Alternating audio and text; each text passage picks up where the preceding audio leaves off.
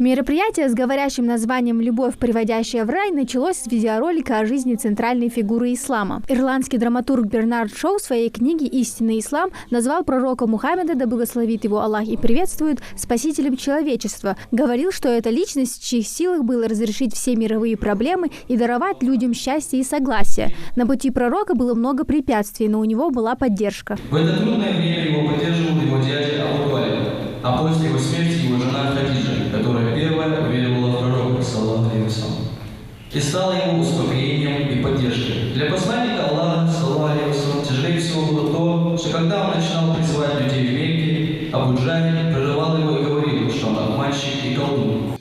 Название месяца рождения пророка в переводе означает «весна, весенний сезон». В это время года все живое просыпается, растения украшаются благоухающими цветами, отовсюду слышно пение птиц. С появлением пророка все обретает жизнь. Во время его рождения происходили удивительные события.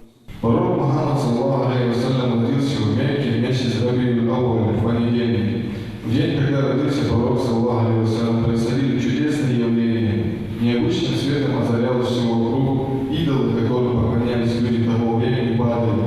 Пророк, саллаллаху алейхи вассалям, сопровождал облако, укрывавшего его от солнца.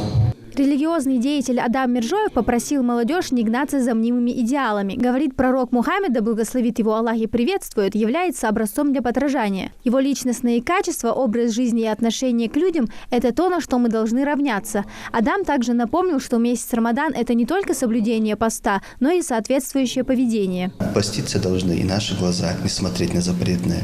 Поститься должны и наши другие части тела, наш язык. Не говорить то, что не подобает, не возносить хулу на людей, не обманывать, не слушать запретное, не совершать запретные действия. Это и является истинным постом.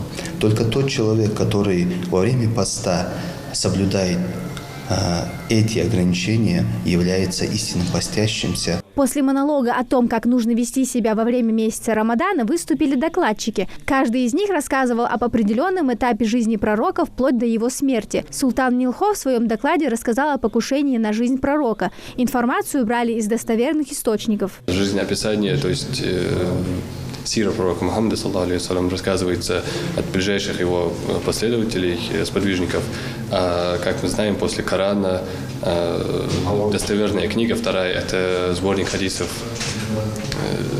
И из этого сборника и из таких сильных книг были взяты все эти истории. Мероприятие было организовано по инициативе активной молодежи республики. Помещение предоставлено Министерством молодежной политики и туризма. Организаторы планируют провести в этом месяце ряд благотворительных акций.